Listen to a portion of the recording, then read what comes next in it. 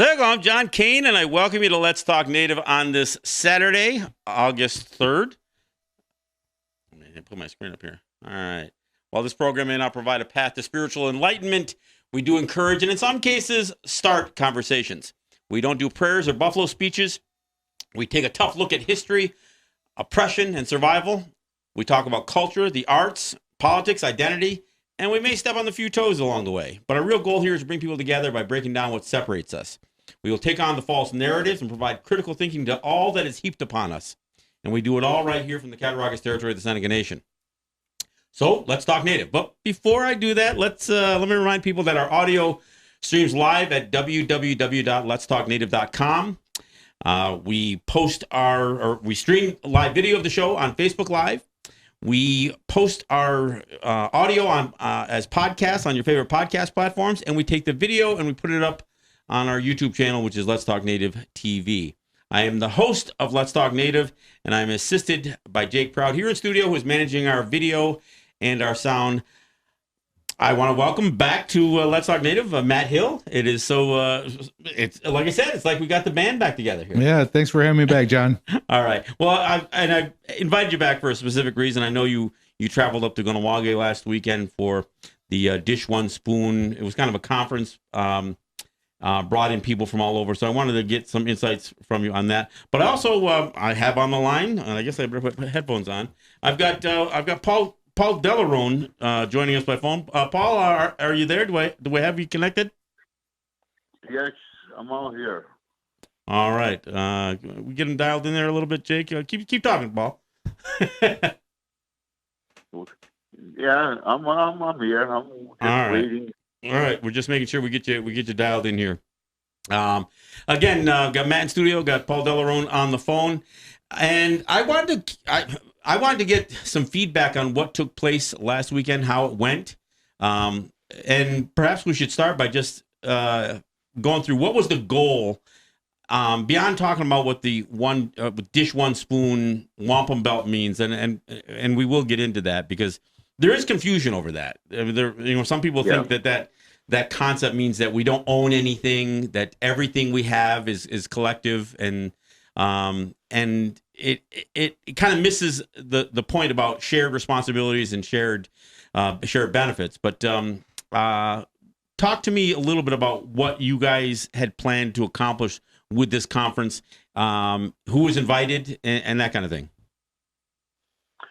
Well, the thing is that for many years, our people have been talking about unification and a whole lot of things in that direction.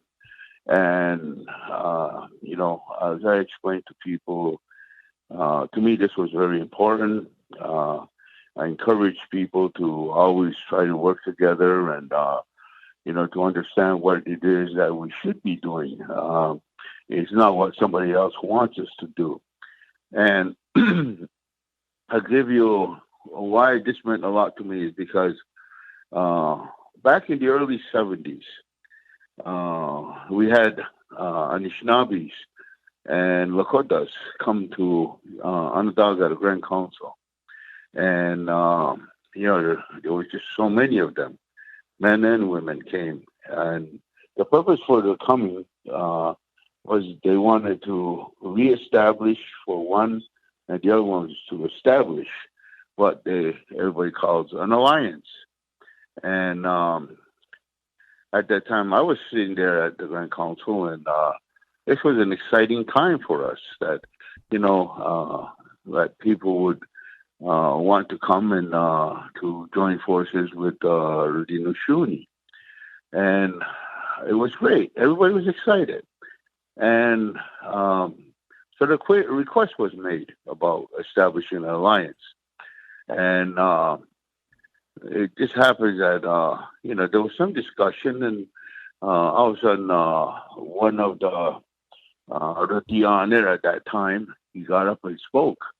And he was a Seneca. And he got up and he spoke, and he says, we're very happy that you come and that you want to establish this alliance with Rudinishuni and so on. And we welcome your your unification, all this with us. But he said something that just rubbed everybody, I think, the wrong way. He's got, and when he was speaking to him, he says, but in order for you to come into an alliance with the Haudenosaunee, you are going to have to come under our wing, and you will be treated as a protectorate nation. And he went on explaining. And so when he finished, one Anishinaabe man got up, a very impressive looking young man, he must have been in his 30s at the time. And he got up, he says, he says, I don't know, he says, if you were here at the time of our arrival. He says, when we came through that door, he says, we came in as men. He says, none of us came in on a papoose. He says, we came in as men. And he says, and now you welcome, our unification. He says, but he says, you want to put us under your wing as protected peoples. And he says, my question, he says, is that how can you who cannot defend yourselves, plan to protect us? And so he says, that when the time comes, he says that you can recognize the fact that we are equals, that we are men. Just let us know, he says, and we will return. And they all walked out. They walked out of that longhouse. And when they left, then a big argument took place inside the longhouse. And I know from the Mohawks and the Oneidas, they were very disappointed with this, what they were said to them about bringing them under our wing, because they did not come asking to be protectorate nations. They came here to establish an alliance of equality, that we would work together. And because he made it clear that Anishinaabe says, we came here hoping to establish an alliance and joining all of our powers together, he says, to stand together and to stand as one and to defend the aggression against our people. But instead they were lowered and told they would be protectorate nations. And so they left, and no one ever called them back. And so about, I'd say, within the last 10, maybe 15 years, Anishinabes came to Haudenosaunee people again, and they spoke about reestablished an alliance that used to exist between our peoples. And they brought it to the Grand River this time. And the young men at Grand River, they brought it to the council, and but it seemed that the council did not put any importance on it or whatever. I mean, I wasn't there when this was done, but from listening to the men who did take it there, they were very disappointed. So nothing came of it. Then not long after, maybe a year or so, then he was brought to the Oneidas over on the Thames. And again, the young men there tried to get something going to host a gathering there. But at that time, too, there was division in the community and turmoil, and nothing ever came of it. And so later on, the Anishinaabes asked Tyndonega. And the young men there in Tyndonega, again, they tried to get things together and that. But like every other community, there was so much divisions and, and whatever, and it didn't happen.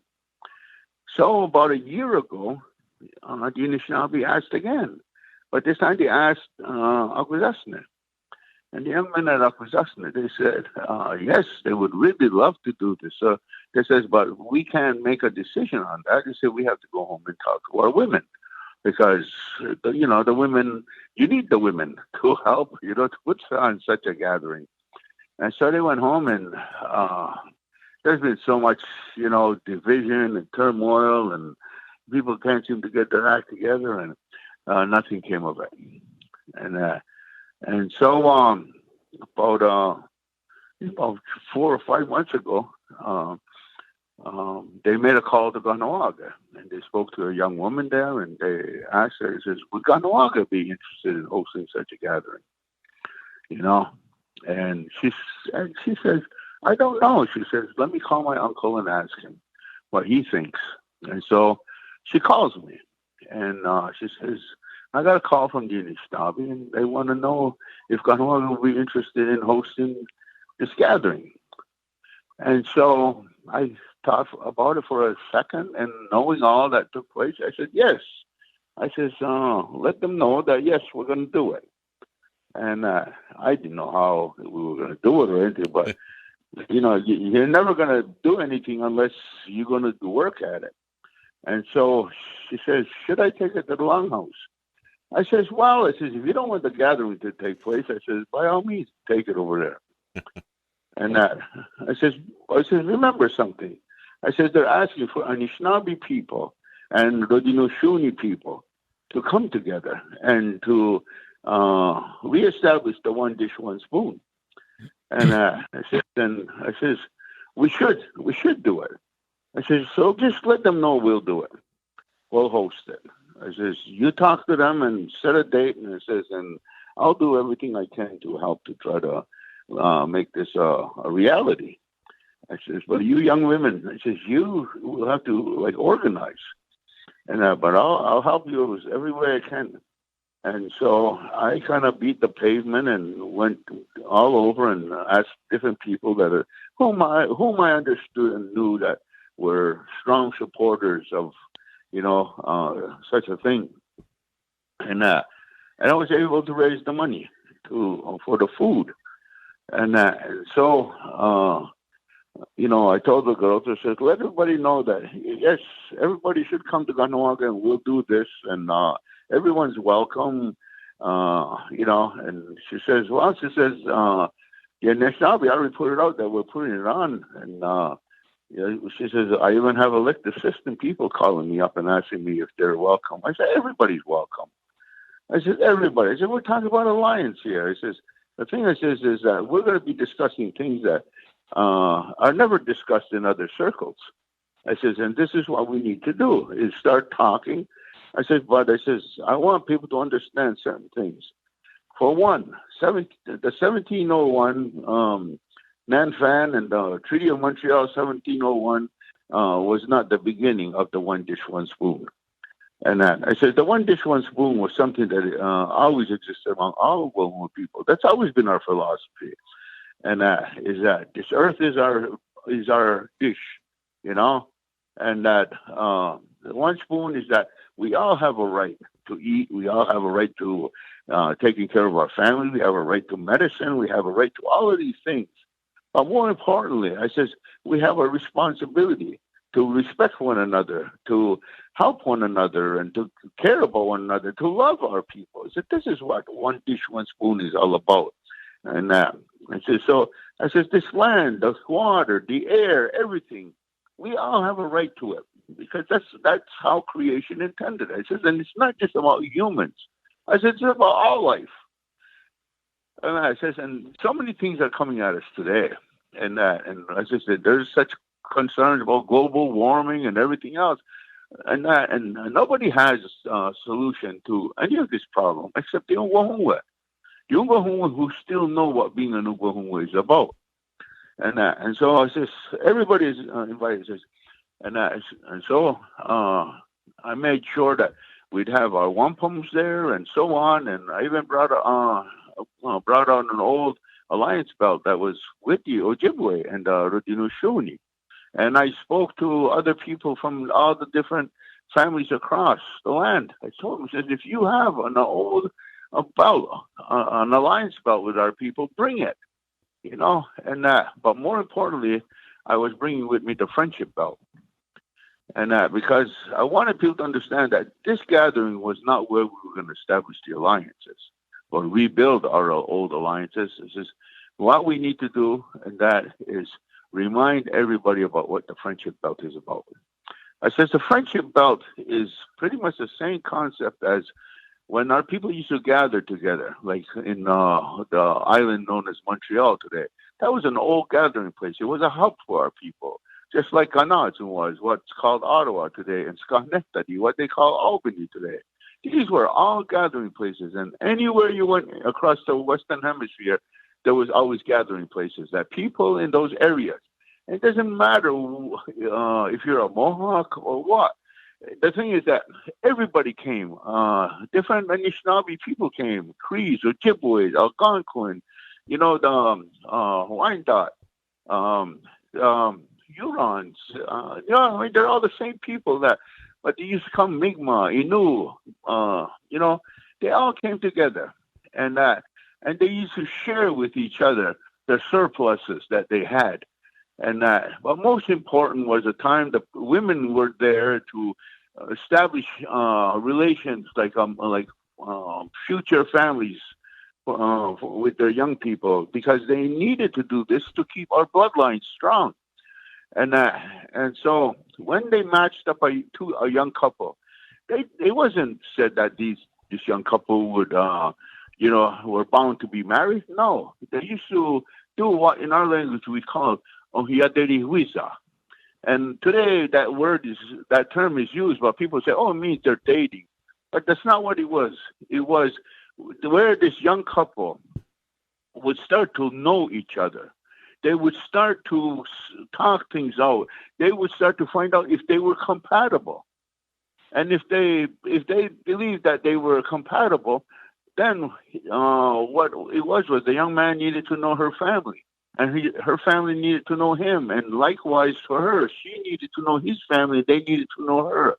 Then the families would have to get together and see if the two families could work together to ensure that this union between this young couple, that it was a firm one and it was going to stand strong, because always the thought was that when they do this, children are going to be coming into this world.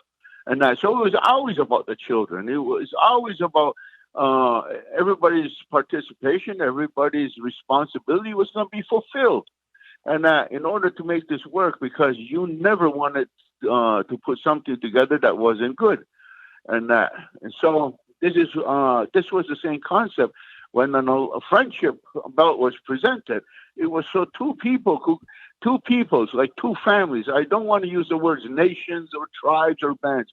Two families of people could learn, and to learn that and find out that they can get along, they can work together. Because the thing is, you don't form an alliance not knowing who you're forming an alliance with. They need to get to know one another. They need to build upon and strengthen this friendship before they form this alliance. Yeah, whether it's a marriage or whether it's an alliance, there has to be some compatibility, common interests, right. and all of that. But it sounds to me like the biggest problem was in all of these years, going back to the 70s at Grand Council, was an arrogance that was really more about exclusion than inclusion. And to me, what I understand about the dish one spoon is that it's the main message there is about inclusion, and it's about shared responsibilities, sharing in general, sharing resources, and not necessarily exploiting something to the exclusion of others.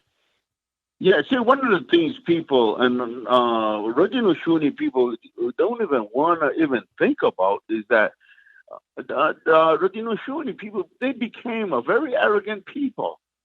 They would form alliances and friendships, and they would adopt people and take them under their wing as protect their nations and stuff like that.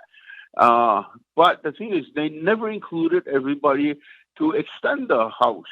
See, we always talk about adding to the rafters. Well, when your families get bigger and that there's more of a people, you have to extend the house. You add to the rafters, which means you're including other people. But the thing is, our longhouse never grew. It just stayed within the 49 families. Well, look, even what was done with Tuscarora was left a strong bit of exclusion there. That's right, and this is what our problem has always been. And then in 1970s, I see this; it hadn't changed, and it was like the Anishinaabe man said, "How can you, who can't even defend yourselves, expect to protect us?" The thing is that they talked about binding the 5 arrows. Well, what happens when you combine 200 arrows? It would be virtually impossible to break. And so this is kind of what the purpose of the gathering was, for our way of thinking to start changing, and to start including other people. And the thing is that we call upon people who were actually doing something. Because the thing is, this gathering was not what they call a healing circle, where everybody talks and cries about what was done to them and so on. We were looking for the people that could come and say, listen, we need help, but this is what we're doing. Yeah. We're doing this anyway, but we need your help as well. So when the people came from the Algonquins from up north, the Crees, they came, and those people, I'm not exactly sure how many years ago, they left the reservations like Maniwaki, Barrier Lake, and other Algonquin communities, and they went back into back onto the land that was referred to as Crown Land, which was their ancestral homeland. And so they just went back in, and they've been living in there without government assistance, without the Indian Act. They refuse from funding from governments, and they're just doing it themselves. And basically, they live without electricity and running water, and but they're working at rebuilding their people. And then you have the Ojibways up on the other past Elliott Lake. They've done the same thing 5 years ago. They went in onto the land, and they've been gradually growing, building homes and so on, and making sure the language is spoken. They're doing their ceremony. They're trying to govern themselves as much to the old ways as possible. And they also won't accept government funding or the Indian Act or any of that stuff. And then you have. And then we had the people from Ganyaga there. We had some women from Ganyaga that were there. And we also had women from Cayuga, Finger Lakes, that came. And it just was like a week and a half before that. Myself, Adelwin Hadaga, and Ganasaraga, we were down there. We spent 4 days with them talking about Guyana de Goa. They had a lot of questions. We answered the questions the best of our ability. And they weren't sure if they could make it, they said. But we told them about the gathering, and it was so good that some of the women showed up. So I put them with the women from Kanyaga. I says, here, I'm marrying you, so now you talk and you see what you can help with each other. Because what the women in Cayuga were talking about was basically what we talked about back in 1974 when we took over what people call Moss Lake, Kanyaga. And so, I told the women in Cayuga, I says, listen, I says, the first 10 years, I says, we were the same shape as you are. But I says, go there now. It's 48 years later, almost 50 years. I says, you see the self-sufficiency. You see how things have grown and what the possibilities are. If you just go up there and see, it'll inspire you and you'll get ideas. And so they came up and they did meet. And so you had the women from Cape Breton, Mi'kmaq women, who have also taken over land and who are going to start building on there and farming on that land and everything. And they also want nothing to do Indian Act or Indian Affairs or anybody. They're just taking over their lands again. You have the women from New Brunswick who came, who were doing the same thing. It was very encouraging to see people who were actually doing something coming together. And they were coming together to see what they can do to help each other and to keep on building. And this is what this whole One Dish, One Spoon was about. How do we really work together? How do we, again, establish the fact that we are all Wahumwa and that we need to work together? And the thing is that we need to do these things ourselves. And then we have from near Garden River, Rankin, there's 4 communities. Their chief came down, and he spoke about how he's the hereditary chief traditionally, and but the people in those communities, they voted him 7 terms now as their grand chief through elections. But he explained how their way comes first, and that Indian Act is just on the fringes, and they rarely even bother with the Indian Act. And the thing is how they control their territories. They're the ones who decide if there's going to be logging. They're the ones that's going to decide if there's going to be mining. Everything is decided by his people.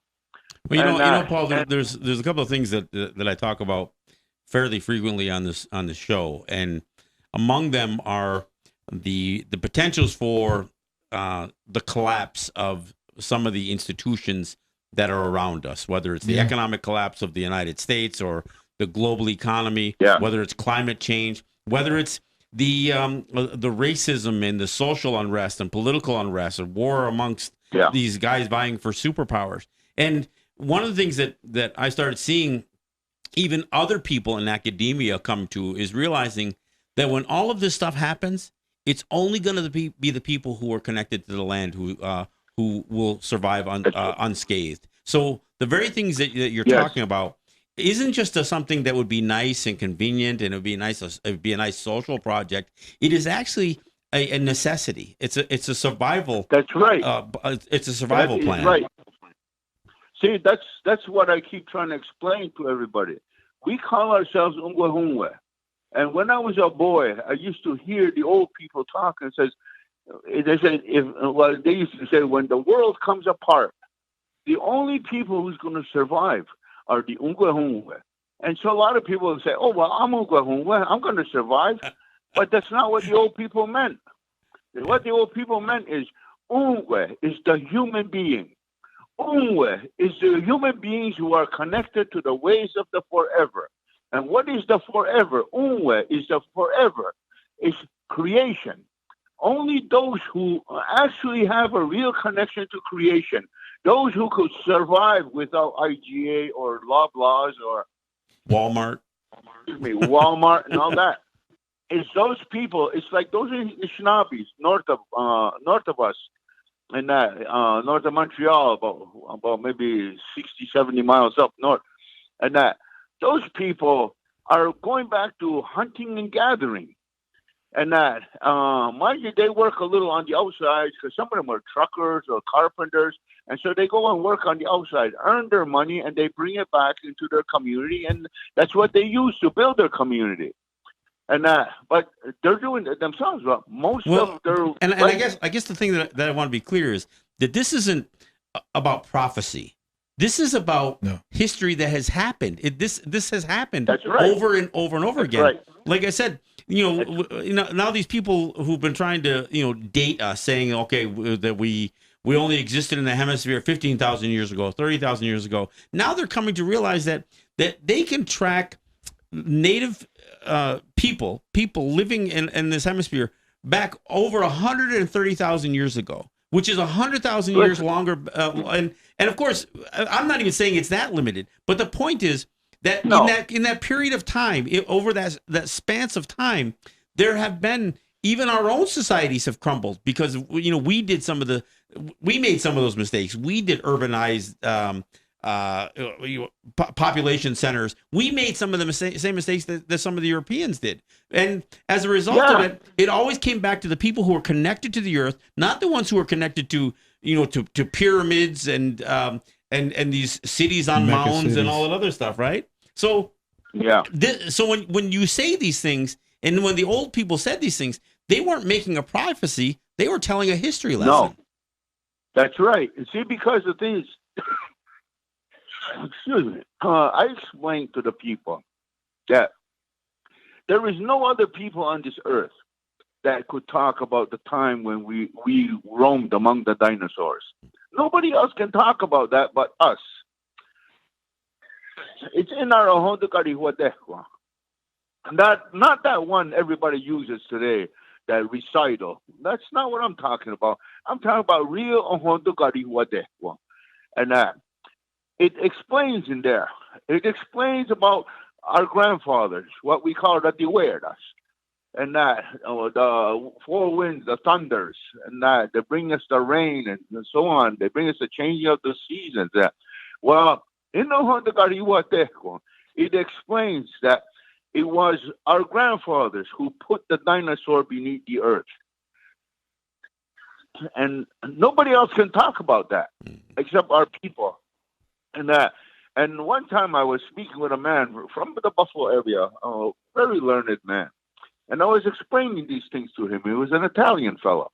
And then he says to me, you know something? He says, the newest theory, he says, that scientists are coming up with about the extinction of the dinosaur was that it was caused by a great electrical storm. Well, what is that great electrical storm but our grandfathers? Our grandfathers, exactly. That's what our people have said all the time, that it was our grandfathers. But one of the things that they say is that even though they've worked hard to put them beneath the earth, and they try to keep them beneath the earth, but they said if they should ever rise from the earth again, they will cause us a great harm, all life, a great harm. And when the Europeans got here, what did they do? They unearthed all of them. And they're still doing it. Of coal and oil and gases and so on. And making plastic out of it now. Warming. Yeah. Yeah. Hey, Doug, let me take a break. We're at the bottom of the hour. Let me take a break here, and we'll be right back. We'll take a little bit of a breather, give our listeners a chance to get their minds around some of what we talked about. But we'll take a break. We'll be right back. This is John Kane with Matt Hill in studio, Paul Delarone on the phone, and we'll be right back in a few moments.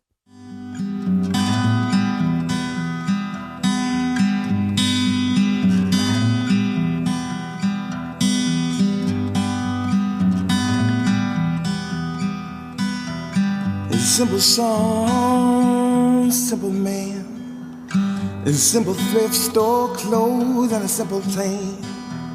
He's gonna make it someday, he's gonna make it someday. That was a lifetime ago, a lifetime ago, lifetime ago. A lifetime ago, a lifetime ago, lifetime ago. Ain't no thief gonna take my gold. Ain't no priest gonna save my soul. Ain't no thief gonna take my gold. Ain't no priest gonna save my soul, my soul, my poor soul, my soul.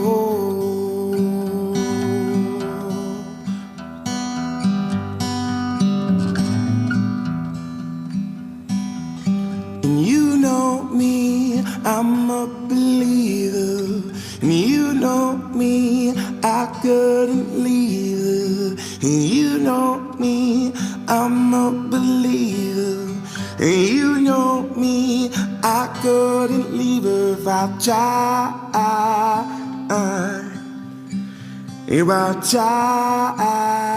tried, Lord knows I've tried. Lord knows I've tried. Ain't no thief gonna take my gold. Ain't no priest gonna save my soul. Ain't no thief gonna take my gold. Ain't no priest gonna save my soul, my soul, my poor soul, my soul. All right. That was 5 seconds coming up.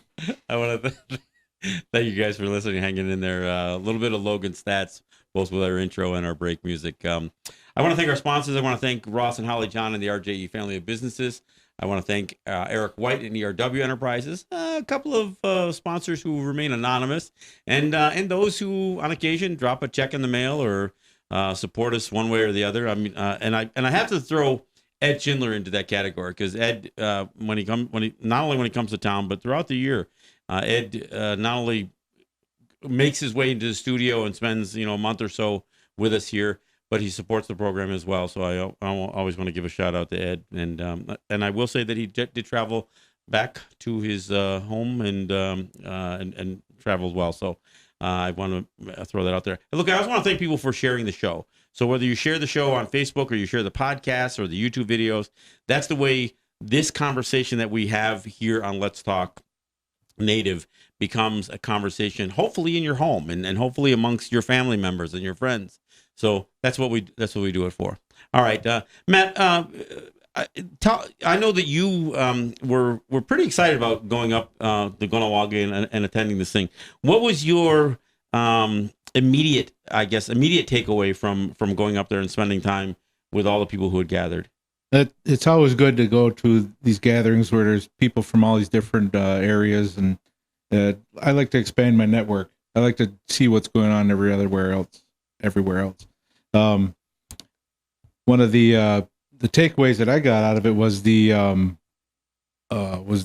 was what people are doing in their territories and how they're creating like an economic boost, I guess. And not just economic, but they're also striving in language and try to reclaim all of that stuff. It's just a good time to be out there and to eat. Well, that's always that's always a good part of it. But I mean, the idea that you obviously get to catch up with people that you've made good friends with over the years, Yep. but it's also the idea of meeting new people, especially from different areas. And as Dega was saying, as Paul was saying, this people who are actively making strides at reclaiming essentially our identity and distancing ourselves. We're hearing an awful lot about the municipalization of our territories, and I talk a lot about identity and assimilation, and we see it all the time. But we always come back to, and I always got to go back to something that Dega used to say all the time. He says, as long as there's one who maintains the ideals, the identity, and can share that with somebody else, then we're not gone. And and so Dega, that's one of the things that you spoke of oftentimes. Is it isn't a numbers game. Obviously, the more people we can collaborate with and again form alliances with, the better. But we've escaped extinction many times over, and what we've escaped at the hands of colonization and oppression is not. It's not our first time, and it's not our first dance. And so, I mean, it's about maintaining our identity and reclaiming who we are. Yeah. I just like people to know what kind of participation we had. We had a representation from British Columbia. We had representation. I forget what people they come from, what family, and that. But we have Blackfoot from Saskatchewan. we had all different types of Ojibways and Crees and Chippewas, and that all came from Ontario area. We had the Oneidas. We had what do you call Me. You had a Seneca. Yeah, well, we had more than one Seneca there. Yeah, It's just that they don't all live in Cattaraugus. no, that's it. And that they live in Akwesasne, but they came. They came in that. And then there was people from Akwesasne and Ganyakehaga that showed up. And then we had the Unitas from the Thames that showed up. We had the Cayugas show up. And we had the Innu, which people call Montagnais. They were there. We had the Mi'kmaq from Nova Scotia and from New Brunswick that showed up. And then we had Wampanoags from Mashpee. They came up, and in fact, I believe it's the 10th to the 14th, they're calling a gathering out there. So we're going to be heading out there. Yep. And then from this gathering, another gathering is being set up for the 31st of August. And that it's going to be an all women's conference, because one of the things that I heard from a lot of the women is that they are so fed up with so-called chiefs and clan mothers. They're fed up with it, and how these people have elevated themselves so far above the people that they're not listening to the people, and and they seem to believe that they have all the power. They don't even know our system anymore. And the people are learning who we are. They're learning what our responsibilities are. They're learning about the strengths of our families and the responsibilities of our families. The women are reestablishing the clans, and they're learning to use the formula that our ancestors gave us, where you can actually get consensus, and so these are all great things that's happening. And this is what the Dish with One Spoon has really been about, and to understand that it's always been our way, and we really hope that this is gonna continue, because the people from the other side of Elliott Lake, who 5 years ago took over land, they're hosting the gathering there for next year, and one of the nice things is that. These people who are, struggling right now to build their communities and that, then you had people get up and say, listen, we're going home and we're getting our people together and we are going to make a decision, and we're going to bring you beans and corn and different things, and we're going to come and help you, and we're going to do fundraisers to help you to, have money so you can build your homes. You can do these. So people were making outright commitments right then and there from that gathering that they were going to do this to help one another. And then they start talking about trading fish for wild rice, trading corn, trading beans, and to start a trade amongst our people. Mm-hmm. And I mean, this was so encouraging to hear this. And then we had people there who are business-minded people, and people who have access to dollars. They have access to many things, and they approach me and talking to me and said, we can do these things. And so I told them, I says, just keep your ear close to the phone. I said, because I will be contacting you, because I want to set up a special meeting with just these people who have resources that they want to direct those resources towards helping our people, because I said we never heard this kind of stuff. We didn't know people wanted to do this kind of stuff. It says, and now that we're hearing it, we're totally in support of it. I got one young man. Well, he's not young; he's about 70 years old, but he's been working with banks and everything else. And he says, I'm in the middle of all the banks. He says, I know where there's dollars that can do this and do that and so on. He says. He gave me his card. He says, call me. Whenever you want ready to talk to me, he says, call me. He says, and I will come. Well, but and one of the issues, though, is that we have to make sure that even as we go in various directions, especially related to trade and commerce and business, that we stay at the table, that we don't just hire white people to do it. I mean, one of the things, even as I see what's happening with the fights over gaming and that kind of stuff, it's like there's every I want to say nation, but every community, their so-called leadership is really being led by lawyers, lobbyists, and consultants. And it's one of the things that is it's one of my pet peeves, because we no longer are the ones who are the diplomats. We aren't the statesmen. We aren't the ones who are going to another territory. Yeah. I mean, I was just saying last week in Oklahoma, all those native peoples are facing the same problem with the governor in Oklahoma that the native people here are facing with the governor of New York. And yet, other than the lawyers talking with the lawyers here representing the lawyers are talking to the lawyers there's still no strategy between the peoples. And so as we look at forging these relationships in business and everything else, let me just finish. As we look to form these alliances, we have to make sure that it's our people and that we stay connected to our community as we engage in these conversations. Well, this is why we invited Oklahomas to come. We're not looking for lawyers. We're not looking for, because the thing is, look at our people. Our people will talk and they'll say, our premier, our governor, our president, our prime minister, our queen. I mean, since when did these people become ours? They're not ours. They never were ours. And we're never going to be theirs unless we get in their ship. That's the only way we're going to become their properties when we get in their ship. And so many of our people are getting in that ship. And they're just following the Pied Piper. They don't even know where the hell he's going to lead them.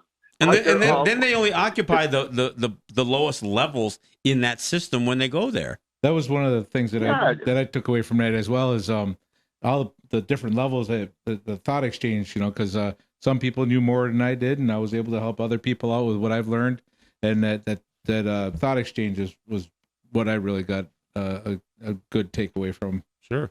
Yeah. And like I was explaining some of the different belts, and it just blew people's minds because they always heard about wampum belts. And each belt I'd explain, and then I would give it to a couple of the young kids, and they would go around and let everybody see it, touch it, feel it, and that. And most of the people said, "I'd never seen a wampum belt before," and it meant so much to them. And so I encourage all these people, when you go home, find out from your old people, find out however you can, did you have an alliance belt with us? And so they all know that they had an alliance belt with us. And this is what we need our people to bring those belts back out, and we need to clean the dust off it. We need to reestablish the alliances that we once had. But I explained to the people how this alliance was destroyed. Who did it? We ended up in a 150-year war with each other because of the white man greed. He used the beaver pelts. And that's why they call the beaver pelt wars. And because the thing is that, the beavers were being wiped out and everything. When he said, "Hey, enough of this. We're killing too many beavers just for trinkets." And they said, "No, there has to be fair trade." And so they prevented everybody from trading with the Europeans. And so the Europeans sent the Jesuits to incite our people. And the young men fell for it, and they went to war. The old people didn't want it, because when you visit some of the places where our people had outposts and so on in Anishinaabe territory, you see our young men were buried together side by side because the old people were against the war. But the young people were the ones who went to war. Like old men talk war, young men make war. And that's what happened.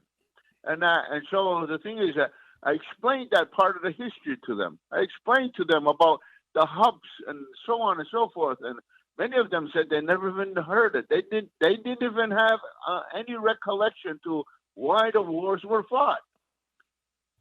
Well, and unfortunately, that's part of the problem. Even as you talk about these alliance belts, for all the ones that we can place our hands on, or we could talk about, there's probably that many more that we've lost over time. And because we've lost some of these things, it doesn't mean that we can't reestablish and reassert them. And I think that's the thing that has to be talked about.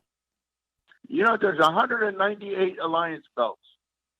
There are 198 alliance belts that were made with the Haudenosaunee.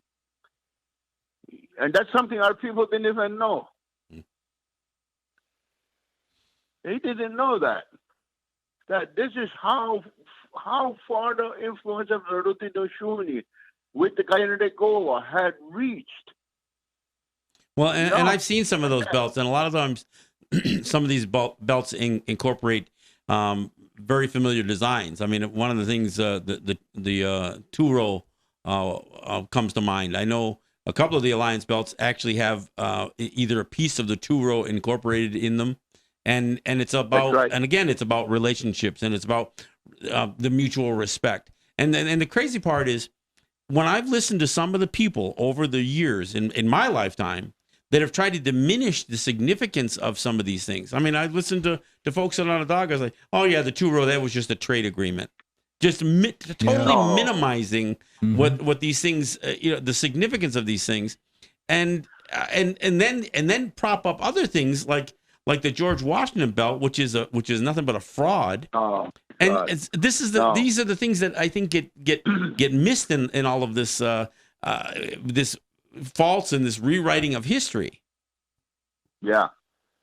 And you know something, we reminded the people that our history did not begin in 1492, Right. and the one dish, one spoon did not begin in 1701. You know that these things were here from the beginning of time for us, and that you know when you stop to think about that, Teohate was not just a Rodinushuni thing. Everybody had that because that was the way of this land. Mm-hmm. That was the ways, and that I won't say the law because the word law doesn't belong in our vocabulary. Well, law makes it sound like it was man-made, and the thing about the Teohade is that it respected the natural paths of creation. Yeah, and see, and the thing is, we call like in the Ganyangahaga, we'll say the Waswata, and the Cayuga say the Gaswenta. You know, and a lot of people don't even know. Most people just say, "Oh, Degini Teohade," you know. And the thing is that even that, it's not supposed to be Degini Teohade. It's just Teohade, which already tells you it's two paths and two ways. And the thing is that Ungwahumwe all over respected that. That was just a natural thing for all Ungwahumwe. And then when we all put into because it wasn't just the Rodinushuni that used wampum, and that was all over the place. I mean, even one of our young Mohawk girls from Akujaste, she's going to school in North Carolina, and so I said, "So you were hanging out with the Cherokees?" Huh? Just joking with her, and she said, "Yes." She says, "But I met the real ones," and I said, "They're up in the mountain, right?" She said, "Yes." I says, "Yes." I says, "We were down there in the 70s. And when they seen that we had our wampum with us, they invited us up. And even her, she said that she had to get special invitation to go up there, only because of the things she talks about. That a young man, he's a bus driver, he heard her, and so he invited her up to this place. And I told her, I says, "Well," I said, "I'm glad you made it there." I said, "See," I says, if you had not been listening to what was being told by our people of our ways, I says, you would have never talked about it, and those people would have never invited you." Mm-hmm. And because this group of Cherokees, they're still of the old way, but almost nobody knows about them. Mm-hmm. And like I was saying to the people, there's all of these things going on in throughout our lands about people rebuilding their people and their languages and their culture and their ways and so on, and nobody knows about them. Just pockets of like-minded people throughout Turtle Island, and those are the ones more specifically that we need to form alliances with. Not in terms of looking for these guys who call themselves leaders but act as if they're rulers, but really just connecting people together. Yes, because I mean I've even asked different ones. I said, "Can you honestly tell me what have your so-called chiefs and clan mothers done for you?" And you could see their minds are going. They say, "Nothing. They've done nothing for us." You know, because that question, they've never asked themselves that question. You know, because the thing is, you look at what's going on in different places and these so-called chiefs and clan mothers, they're no different than the elected system people we've been fighting. That's exactly what I was just going to say. Because it's really easy for us to criticize these band councils and these elected systems, but when you look at these guys who claim to be traditional and claim to be, these titles, and you realize that they are every bit as corrupt and every bit as assimilated as any of these band councils and elected councils are. Yeah. Because a lot of the traditional councils, they're not traditional councils. They've incorporated under the BIA. They incorporate under the DIA in Canada. Well, I mean, you talked about the Cayugas, for instance, and one of the problems. Marriages. Marriages and funerals and birth certificates, but they say, we have the right to do it because the province recognizes it. They gave us the right to do this now. Well, and again, when you get into these situations where the power isn't coming from the people, but it's coming from this recognition from Ottawa or recognition from Washington, right. and that's obviously what the Cayugas are being plagued with, is that they all entered themselves into a beauty contest trying to win BIA recognition, and in the meantime, they left their people behind on this stuff. And I don't mean to pick on the Cayugas, because it's happened in so many other communities where the power is something that is being provided by to a few individuals by Washington or Ottawa, and not by the people. Yeah. See, because when we went down to Cayuga, I mean, I even called Clint Halftown to let him know we were going to be there. I left messages inviting him and any of his people that follow him to come and take part in the discussions on Guyana de Goa. And we said everybody's invited. We didn't go down there to choose a side, because it wasn't about choosing sides. It was about rebuilding the Cayuga people. And that's what it was about. And those women and young people that we talked to, and they made it clear they don't want no BIA. They don't want the government funding. All they want to do is get their land back and build on their own, and with the help of any other Ungahumwe. And for me, I was very encouraged by that. I understood they had a long way to go, but the thing is that at least they're going to begin traveling that road. Right. And I'm very encouraged by that, you know? Well, before we run out of time. The others showed up. Nobody else showed up. Yeah, no, that's not no surprise. Look, Dega, before we run out of time, so what do you see? Again, there's a couple of gatherings coming up. You said it August 31st. What's the? I mean, where do you see the very next steps then to what you guys started with this Dish One Spoon? Well, I think that what's going to happen now is the word is going to be spreading, because everybody that was there and said they're going home and they're going to talk to their people and they're going to talk to the other people in their areas, and that about this gathering and what this gathering was about. And they're going to start looking for the people of like minds who are prepared to start to do something. Because since the gathering and that, I've had different young people calling me and talking to me and asking me, if like myself and everybody I knew would support them. And they're all talking about getting land back, leaving the so-called reservations, and starting a life that is not government controlled and that is not elective, and that they're all looking at that. They want a people's government. Mm-hmm. They want a way of life that there is a future for their children. They're talking about agriculture. They're talking about feeding their kids properly, because they're all aware of diabetes and cancers and everything else. It says, and it's because of the food we eat. Mm-hmm. It says we're all aware of this thing. No use us just talking and say, oh, that's not good to eat that food. But yet, that's what we're serving our children. Right. We're taking our children to the drive-thrus and instant gratification, and setting our kids up for the long-term misery. Well, these people, young people, they're mothers, they're young fathers. They really care about their kids, and they're willing to make, I guess other people would say, sacrifices in order for their kids to have a better future. It's really just about doing life changes. And so, I mean, again, we're running out of time here. So, would you stay in touch with us and keep us informed on which gatherings are taking place and when they're taking place? Yeah. Okay. Okay. Well, the first one is within the next 2 weeks. The 10th. I'm waiting for confirmation. In Mashpee, Massachusetts. It's right near Cape. What's that? Cape Cod? Cape Cod. Yeah. Yeah. It's going to be out that way. So, and the thing was nice about these young people that came from there.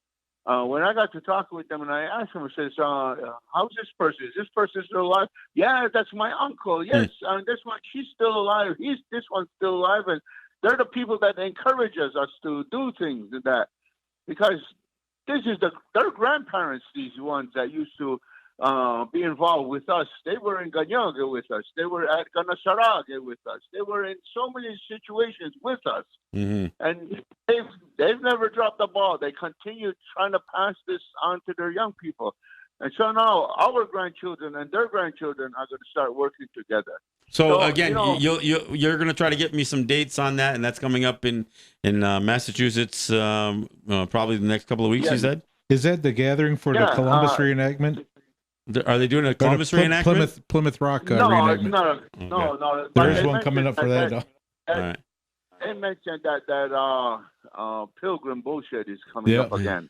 All right. They Well, Dega, I gotta let you go. We're pretty much out of time. I want to thank you for joining us by phone. We'll do this again soon, and we'll keep in touch on what these gatherings as they build and what develops out of them. So again, Nyawa Goa. All right.